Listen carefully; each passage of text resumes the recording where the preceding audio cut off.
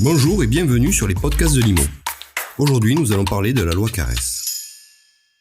Cette loi a été créée en 1996 par Gilles Carrez afin de déterminer avec précision la surface privative d'un bien immobilier en copropriété. Être en copropriété, c'est disposer d'un bien immobilier qui comprend à la fois des surfaces privées et des surfaces communes. Les surfaces communes sont détenues par l'ensemble des copropriétaires. Chacun d'eux détient une part des surfaces communes. À quoi ça sert ? Tout simplement à protéger les acquéreurs d'une surestimation de la surface d'un bien immobilier. Est-ce que cette loi est obligatoire pour tout type de bien immobilier ? La réponse est non. Elle est obligatoire pour les logements en copropriété uniquement. Elle fait donc partie de la liste des diagnostics obligatoires pour ce type d'achat, que ce soit pour une maison en copropriété ou pour un appartement en copropriété. Cette loi concerne tous les logements dont la surface est supérieure à 8 mètres carrés et dont la hauteur sous plafond est au minimum de 1,80 m.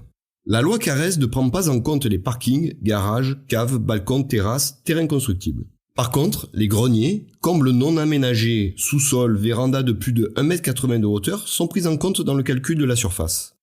Quelle est la différence entre la surface Carrez et la surface habitable ? Prenons l'exemple d'une maison de 90 mètres carrés. Celle-ci dispose en plus de combles non aménagés de 20 mètres carrés et d'une hauteur sous plafond supérieure à 1,80 m.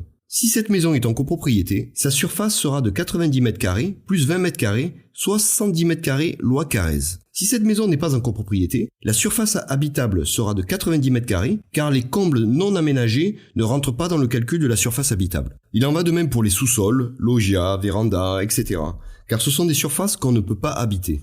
À savoir, l'absence ou une erreur de mesure peut entraîner des conséquences. Si le vendeur ne fournit pas la mesure de la surface, l'acheteur dispose d'1 mois pour annuler la vente. En cas d'erreur de mesure de plus de 5%, l'acheteur peut demander une baisse du prix de vente dans l'année suivant l'achat.